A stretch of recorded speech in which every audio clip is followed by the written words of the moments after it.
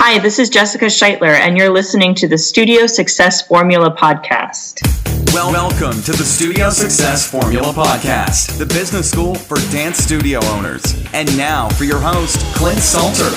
Hey there, studio owners. It's Clint Salter from Studio Success Formula, and thank you for joining us.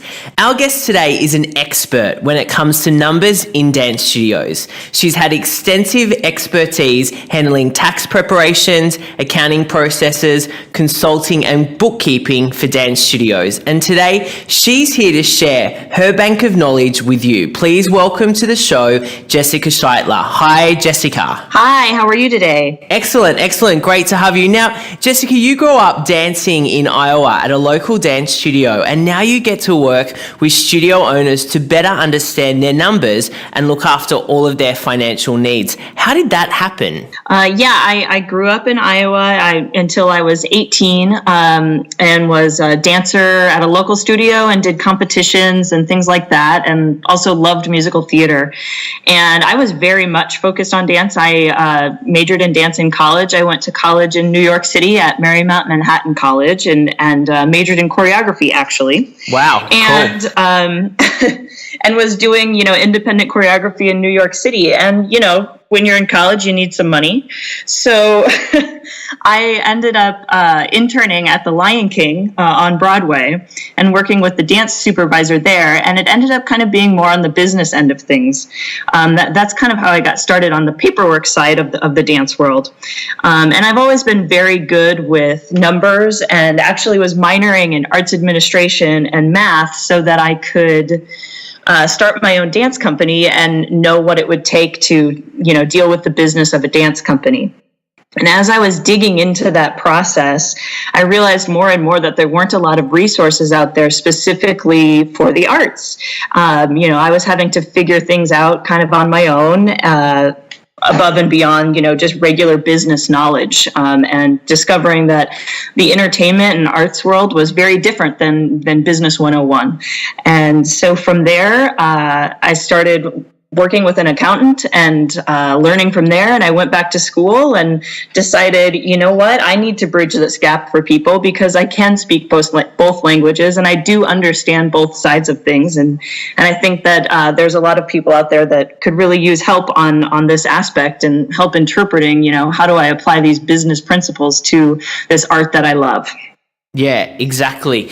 And there is a huge gap there because, as you know and as I know, we work with people every day that are creatives, that are technicians, that aren't entrepreneurs and don't see themselves as business owners. Most dance studio owners step in to become a studio owner because they love teaching dance. Right.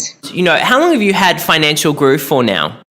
Financial Groove has been alive and running since 2007, so 7 years, and I've been doing accounting for 12 now.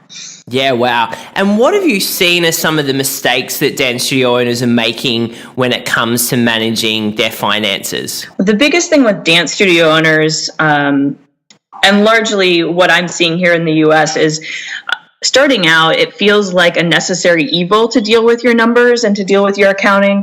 So it feels like the main purpose of taking care of this accounting is really just to do your tax return at the end of the year and get that monkey off of your back each year. And so the biggest problem with that is that doesn't help you run your business. That satisfies some government requirements, and it doesn't really help you make sure that you're making money at the end of the day or keeping the studio afloat while you're working on that. So that's the biggest problem that I see, which is really just dealing with things after the fact. So the year gets over and you play catch up and you put all your numbers in and deal with it from there. When realistically that sets you, if you were taking care of things as you went along, if you're putting the numbers in and pulling those reports and looking at them on a consistent basis, they get a little bit less scary when you do it more often.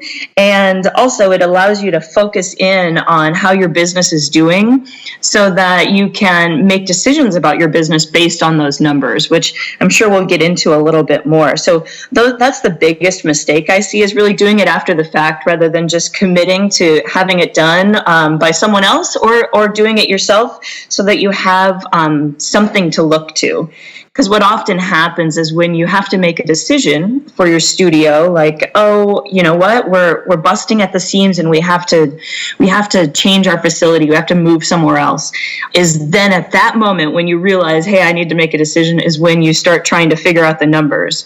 When all along you could have had the numbers there ready to go to make a decision at any time rather than delaying those types of decisions. Yeah, so it becomes very reactive. Yes. I've noticed with a lot of studio owners is even then, they get to that point where a decision has to be made and they're unsure of where they sit financially. They still then struggle to work out, well, what numbers do I need to know? What are my actual real numbers in a business? I actually wrote a post this morning about opening a second location. I've been speaking to so many studio owners this week that have a second location that's either breaking even, which actually is costing them money because it's still taking a lot of their time, or is really in the red. And they're unaware of that it's actually not making them any money. Right. And so I think a lot of studio owners continue to operate sometimes for years without ever knowing where they're truly at financially. Yes, definitely. And one other item right along with that is when you are keeping track on a consistent basis, then you can be confident in those numbers. And we'll talk a little bit more about how you can be confident in those numbers. But if you know, hey, the numbers that are plugged in here are correct, then you don't have to, stop yourself from making that decision. You can feel confident in pulling that report rather than being like, well, here's this report, but I don't know if it's right. Because it's important to know that it is right. Yeah, 100%. Now, we've talked a lot about the different numbers that you can know, and a studio owner can know, there's millions of numbers that they could be across in their business. But what are the most important financial statements that you suggest a studio owner know, and how often should they be checking in with those numbers? The two major financial statements are the profit and loss report, which some people also call that an income statement. And the balance sheet is the other report. So just to kind of go back, the profit and loss report is going to show you all of your income. And if you set it up so that it has lots of detail for you, then it can show you not just, hey, this is the total income I earned, but it can also show you this is how much income I earned from selling dancewear. This is how much income I earned from selling costumes. This is how much income I earned from my tuition. And then from there, it's going to show you the expenses that go against those income categories. So then at the end of the day, income minus expenses, the bottom line of that report is going to be your net profit or your profit margin, which is probably a term that people are familiar with. So that's the profit and loss or the income statement. Same terminology for the same report. And then the other report is the balance sheet. And when I'm teaching studio owners how to use the balance sheet, it's kind of a confusing one. It's probably the most confusing one of all the reports. And even when I was back taking accounting classes, I had trouble wrapping my head around this. And so the easiest way that I can come up with to describe the balance sheet is that it's showing you the balances of all of your accounts at a given moment. And so on there is going to be your checking account, for example. So when you go on to your bank online and you see, hey, I have $1,000 in my checking account today, then your balance sheet would say, hey, you have $1,000 in your checking account today. Same thing would go with like the balance of, say, a credit card that you're paying down. How much do I still owe on this credit card? Well, the balance sheet's going to show you how much you still owe on that credit card. And each time you make payments toward it, it's going to bring that balance down so that you know where you stand with these different accounts. And the biggest purpose of the balance sheet, because it seems like, well, why do I care about the balance sheet? Then I'll just go log into those accounts. The biggest purpose is that's going to make sure that the numbers on your profit and loss report are accurate. And you're going to make your decisions about your business based on that profit and loss. And your balance sheet is going to make sure that you have everything in check. Overall, I would say you would need to run these once a month. You kind of want to run them and look at them and coincide that with when your bank statements come out so that you make sure that all the information has been put into your accounting before you run those reports, because you don't want to run them without all the information available to you, because they're going to give you skewed numbers then. Yeah, exactly. And if someone at the moment is, How does this integrate with those studio owners that are using a software system like a Jackrabbit or a Dance Biz? Do you say to run those programs plus have separate spreadsheets that, you're plugging in the numbers for the profit and loss, and also the balance sheet? Yes, absolutely. So I think that's a mistake that happens a lot of times is the studio softwares are fantastic. I recommend them to everyone. They do so much for you, but they only give you one side of the picture, and that's going to be your income side. And so in order to figure out, am I charging enough money for, this class, you have to see the amount of income you're bringing in from that class and the expenses that you're putting out for that class. You need to see both sides of the equation in order to, figure that all out. So you do need to take that income information from the studio software and put that somewhere else. So I know some of the studio softwares integrate with other accounting software and let you have the information flow right in. Others don't allow you to do that, or there are workarounds. But I do suggest definitely use your studio software, but you also need to have something that shows you the entire picture of your business. That could be Xero, that could be QuickBooks, that could be any kind of accounting software. And some people do use Excel when they're first starting out as well, which is acceptable when you're first starting out. The more business, you're doing, you want to make sure you get into a program that gives you that full accounting picture. Yeah, sure. Gives you the whole overview, and you can look at it at any moment and know exactly where you're at. Yes, exactly. Now, with our members, I talk a lot with them about fee and payment structures and how to maximize their profits through really the business model that they set up. And I'd love to know how you suggest studio owners structure their fee model and, more importantly, take payments. That's always a big topic of conversation. This one always makes me laugh because I actually, just on this small question, I teach an hour-long seminar where I only get halfway through the subject. So this one as a quick question makes me laugh. But we can certainly get it to a starting point and talk about the best way to do this. So pricing and profitability is one of the biggest pitfalls that I have seen for studio owners. Making sure that price is right is the most important thing you can do. Ultimately, I like to kind of use an analogy for this, but if you have your prices slightly off, you're doing all the right things in your studios and your pricing is wrong, then what that means is the more students that you bring in, the more classes that you offer, the worse you're going to be off financially. The analogy I like to use is when you're working on your pirouette and you have your hip lifted slightly. You're going to keep your balance and you're going to be able to get that double turn, but you're never going to get 10 or 15 turns out of that pirouette with your hip still up. You're going to have to balance your hips and make sure that they're in line in order to be able to really take it to the next level. And so I love that analogy because it works exactly the same way with pricing. If it's off a little bit, it's just going to get worse as you go along. So you really need to make sure that the pricing is right to begin with. But the best way that I can suggest to do that is to map out what I call your direct expenses or your costs. So I like to take people through an exercise where I have them write down every different type of income that they have, be it tuition, selling dancewear, selling costumes, selling snacks and water from their vending machine. So every type of income. All the revenue streams, yeah. Yes, all of their revenue streams. And from there, basically, I have a spreadsheet that we usually use, but from there, what are all the direct expenses, the expenses that you have to incur in order for those revenue streams to happen? This is where I like to go through this exercise to get their brain thinking in detail about this, because a lot of times you think, okay, what do I need to have tuition income come in? I need a teacher. And if that teacher is you still need to account for your time within that profitability. And if that teacher is someone else or you have to pay payroll taxes on that. So you need to make sure that you count the payroll taxes toward that.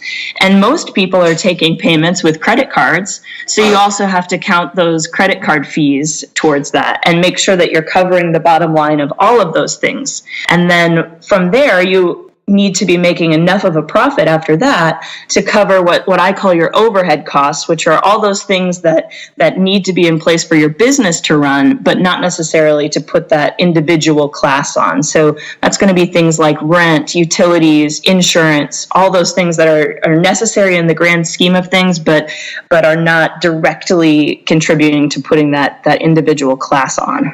And are often forgotten sometimes. They pay it and then they forget to put it on that sheet. Yes, exactly. So it really is about mapping that out. And I like to encourage people to map it out with words. Don't think about what numbers are attached to these at the beginning. Just think about, hey, what goes into this costume being ordered and coming back here and being put on that student.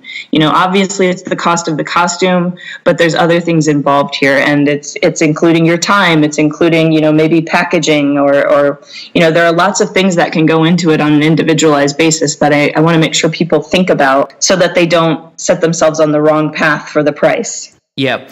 And what are your thoughts? I mean, that's all really, really great advice and practical tips on what people can do now to kind of extract, sit down for a couple of hours and really work out, what's all the income that's coming in, what are those revenue streams that you've got, and then working out all of those expenses and overheads. A question we get a lot and that we deal with our members in is around how to take payments. What are your thoughts on direct debit versus invoicing? Well, by and large, most people are going to a model where they are taking direct payments. And personally, I think that is probably the easiest way to go. There is a cost for running those credit cards, a percentage rate based on who you have as your merchant service provider. So I do understand that. But what I'd like people to keep in mind when they make that decision is they're most likely going to save themselves some time collecting payments from parents and from students and trying to chase after invoices that maybe wouldn't have gotten paid. So I think that certainly helps in the streamlining of your time by taking payments with credit card or with direct debit. And I think that's definitely where things are going. Invoicing wise, there's just a lot more involved with staying on top of it and collecting the payments, and honestly having to have that back and forth maybe between the teacher and the parent that maybe you wouldn't have had to have chasing people down. It's crazy the amount of time people, we've got members that say, I'm still waiting on fees from 2 months ago. That shouldn't be how it's working. And you're exactly right. It saves them a lot of time, especially in the admin side of things. So, generating an invoice now can be quite quickly, can be done quite quickly, but it's all in the follow-up and the chasing. And then a lot of the time it slips through the gaps, and some studios don't realize that they've got a lot of money that's outstanding to them. And by the time they do, it's a little bit too late to go after it. That's the other problem that comes up. Yes, definitely. Yeah, going after that money is never fun, and it's not fun to have that conversation with the parent, and also then if you are doing things that way, you need to have very strict policies that you set within your own studio or within your own mind about how you're going to function with that. If they're 3 months behind, is that student allowed to still take class? How am I going to deal with that? And you really want to set those in your mind ahead of time so that it's an official policy and you can take a little bit of the emotion out, although of course there's emotion in this and you don't want to kick the student out of class, but you want to put yourself in a position where the parents and the students know how it's going to work, and so do you, so that there's no surprises when that comes along and you don't have to deal with that on a case-by-case basis then. 100%. Now, we've talked a little bit about expenses, but running a dance studio can be really costly, especially if you're operating out of your own venue and have a large faculty. What tips do you have for bringing down expenses in a studio? Yeah, that's another interesting question because what frequently happens is people come to me and they want a budget. They want to set a budget in place because they feel like they're overspending, and budgets, to most people mean, limiting the amount of spending for, a certain category or for a certain time period. And what I have found 95% of the time is people are generally not overspending on those expenses. 95% of the time, it goes back to what we just talked about, which is that pricing structure. So I'm gonna circle that back again, where it's like you really do need to dig into that pricing structure and make sure that's covering things correctly before you look at what you need to cut. And the other thing with tips for bringing down expenses is really about seeing things through. This is another element that I see causing people a lot of heartache, is they try out some avenue like, I don't know, video master classes, and they buy all the stuff to make it happen, but they only are able to see it through, maybe two or three times. So then it doesn't become worthwhile for them. But if they continued on that path, it could potentially become worthwhile and could, then end up making them money. So there's a lot of costs that are going out the window that just are happening because we're hopping from one idea to the next idea and not really committing to an idea or to a purchase that you've made to increase your income. So I think that's very important to see those things through. I love that point because it's really about hard work, taking consistent action. And most of the time when we start a new project in our studio as a studio owner, it might not work. We might not get as many students as we thought to that particular thing that we're doing. But over time, we've got to give it time. I think now in all of society, we want results straight away, and we want those big results straight away. Yeah, definitely. And definitely you want to give it a little bit of time. And of course, there are going to be things where you as the business owner realize, hey, this doesn't work. And that's okay to cut your losses and move on. But, you really do want to give it a little bit of time or, see what you can troubleshoot to make it better. I like to give people the example of I'm dating myself, but I used to work in a video store, where you rent videos. Yeah, imagine that. I mean, there's going to be people listening to this interview in years to come going, what's a video store? Yeah. And the owner of that video store used to have so many knickknacks and candy and CDs and little things that you could buy that it was just overwhelming to the fact that she was in the business of renting videos. And I always think about that with my studio owners, where it's like, oh, now you're selling, candy. Now you're thinking about, I don't know, putting logos on your T-shirts on your own, and these are all good potential things. But when they're all on teeny tiny scales, it doesn't end up giving you the income and the revenue that you really need. So if you think about comparing that to how many students you need in a class, your business model as a dance studio is that the more students you have, the more classes that you offer, the more money you can potentially make. The same thing is gonna come into play when you decide to, sell flowers or sell stuffed animals or sell waters or snacks. I'm not saying don't do it, but if you think about the fact that you're able to make more money when you have what the business world calls economy of scale, which basically means the more you're able to offer, the more profit you're able to earn. When you delve into all these little tiny things and you don't have the amount of numbers that you need to turn that profit over, it's really just going to eat you alive and again, takes so much of your time. Yeah, exactly. I think, a lot of the time it just comes back to focus, having that focus and not looking at that shiny disco ball going, wow, that's a really great idea over there. They could be operating at maybe 50 or 60% capacity across their classes, and they want to introduce, birthday parties. But if they actually focus first on building those class numbers, building that capacity, then introducing birthday parties, they'd be making a whole lot more money. Yes, absolutely. You always want to make sure you're taking care of your foundation, and your classes are your foundation. Yeah. I love it. It's great. Now, we've got studio owners listening at all different stages. If they're feeling a little overwhelmed by the numbers or might not know exactly where the business is at financially, and we've talked about, the importance of having, that profit and loss statement in place in the balance sheet. But what would you suggest they do as a first step? Actually, the first step, and it's going to sound like I'm harping on this, but I really think the first step is mapping out your income and the expenses that go against that income. And like I kind of mentioned earlier, do it without numbers to begin with. Understand how your business works, and then go back and, I am a visual learner. I love to draw things. If you were in my office, you would see that we have whiteboard and chalkboard walls where I play with markers and map out profitability. So it's okay, how, you can do that kind of thing, have fun with it, and then go back and fill your numbers in so that you know that you're in the right place. And it's also okay to just give it a try. It may not be 100% to begin with. So, try to come up with a profit and loss. So just take the baby steps and write down all of your income and what do you know is coming in? Do it off the top of your head to begin with.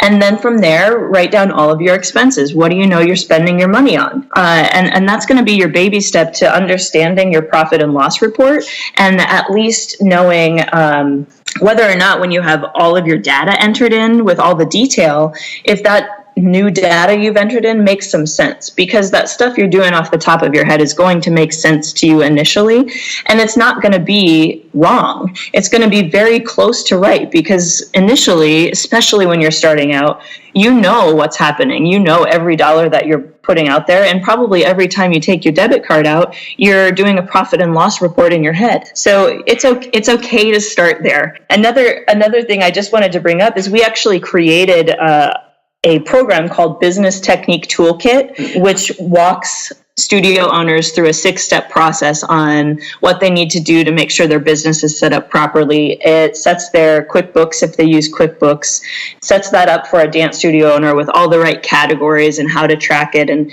really walks people through. So I just wanted to give that a quick shout out, because I think that's a great tool, and it saves everybody the time and energy of going to all the millions of different websites or taking out the Business 101 book and looking at that. And it really puts it all in one place for you. So that's something that I created because I was asked this question you just asked me so many times by so many people that I was like, well, I have the answers for you. Here's some checklists. Here's this, here's that. So let's put it together and allow people to access that. Yeah, excellent. A great resource. Now, I want to wrap up. I want to ask you, what's the one last piece of advice that you'd like to leave our dance studio owner listeners with? Oh my. Okay. Well, I think the biggest thing is, and this kind of goes along with what we were talking about with taking emotion out of it. So you hear the term, it's just business. And let's be honest, you're running a dance studio. You got in this probably because you love it. So it's never going to be as simple as it's just business. But this numbers stuff, numbers become a concrete element that you can lean back on. They're going to be your support system and your foundation, so that when you get into those emotional decisions or you get into those emotional conversations, you have these numbers that you can fall back on. So I really suggest for people to know what I say, know your number, so that they can stay true to their artistry, because then they won't be giving people guilt pricing, because they're going to feel bad initially for charging people for their services. But value is important. It's important to bring the customer experience and the quality and the value, and that's okay, because you're not going to be able to bring this amazing skill set that you have and these teaching all these students and bringing this artistry to the world if you don't have your studio doors open. So it is okay to make money at your business, and you should, so that you're happy when you walk into that studio door and not unhappy teaching that class. So I encourage people to find that number with the pricing and with their profit and loss, which I call know your number, so that it's like an inner bottom line. So hey, you know what, I can negotiate, or, I can give this student a discount and I can work with them up until this number. And after that, it's going to hurt my business. And my business needs to be healthy in order to help these kids to grow and become great dancers. Fantastic. Great. Great advice. Jessica, look, it's been an absolute pleasure speaking with you. And where can our audience go for more details on you and your services and to learn more about Financial Groove? It's actually financialgroove.com. So that's not group, but groove. Get your groove on. So financialgroove.com. We'll put all the links in the show notes as well. Thank you for your time and knowledge and sharing all of that wisdom. I know that we get a lot of questions here about the numbers, and we cover a lot of the numbers, in our programs, but it's great to talk to someone that's dealing with it day to day and knows the problems that these studio owners are facing. So a really, really helpful. Thank you so much. Yes, absolutely. I'm always here to help. My number one goal is to make sure that we're helping studio owners and dancers and artists succeed in this world. So if there are questions that come up through your membership, please feel free to reach out to me, and I'd be happy to answer them in as much detail as I can. Yeah, excellent. Take care, Jessica. Thanks again for your time. Thank you. Thanks for listening to the Studio Success Formula podcast. To take your studio to the next level and beyond, head to studiosuccessformula.com.